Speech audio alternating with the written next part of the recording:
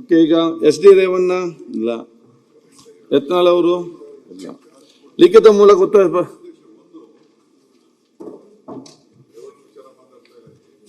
3 ಕ್ವಶನ್ಗೆ ಅವಕಾಶ ಕೊಡಿ. 3 ಕ್ವಶನ್ಗೆ ಬರಲಿಲ್ಲ ಅಂದ್ರೆ ಅವ್ರ ಕ್ವಶನ್ ತಗೊಳಕ್ ಹೋಗ್ಬೇಡಿ.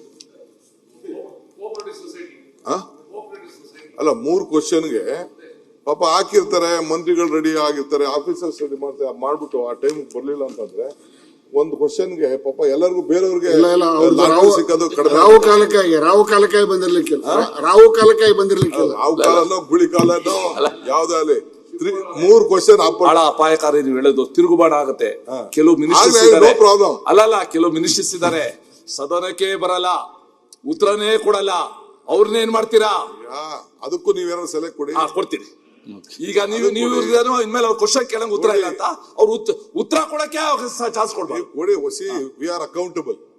ನೀವಾಗ್ಲಿ ನಾವಾಗ್ಲಿ ನಾವಿಲ್ಲಿ ಕೂತಿರೋದು ಬರೀ ಕ್ವಶನ್ ಹಾಕ್ಬಿಟ್ಟು ಕೊನೆಗೆ ಬರ್ದೇ ಹೋದ್ರೆ ನಾವೆಲ್ಲ ರೆಡಿ ಆಗಿರ್ತಾರೆ, ಆಫೀಸರ್ಸ್ ರೆಡಿ ಇರ್ತಾರೆ. ಒಂದು ಕ್ವಶನ್ಗೆ ಹೆಚ್ಚು ಕಮ್ಮಿ 100 ಜನ ಕೆಲಸ ಮಾಡ್ಬೇಕಾಗ್ತದೆ. ಕೆಳಗಡೆಯಿಂದ ಅವನು AEE ಇಂದ ಹಿಡಿದು AE ಇಂದ ಹಿಡಿದು ಸೆಕ್ರೆಟರಿ ಗಂಟ ಬಂದು, ಸೆಕ್ರೆಟರಿಯೇಟ್ ಬಂದು, ಇವ್ರು ಬಂದು, ನಿಮ್ಮ ಆಫೀಸ್ ಬಂದು ಎಲ್ಲ ಮಾಡ್ಬೇಕಾಗ್ತದೆ.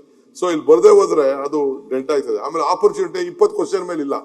ಸೊ ಅದಕ್ಕೆ ನೀವು ನೋಡಿ 3 ಕ್ವಶನ್ ಮೇಲೆ ಇಲ್ಲ ಅಂದ್ರೆ ಗಿಲಿಟಿನಿಂದ ಅವ್ರ ಹೆಸರನ್ನ ತೆಗೆದಾಕ್ಬಿಡಿ. ನಾನು ಪಾಪ ರೇವಣ್ಣ ವಿಚಾರಕ್ಕೆ ನಾನು ಹೋಗ್ತಾ ಇಲ್ಲ. Any member. ನ್ಯೂಸ್ ಫಸ್ಟ್, ನಿರ್ಭೀತಿಯಿಂದ ನಿಮ್ಮ ಪರವಾಗಿ.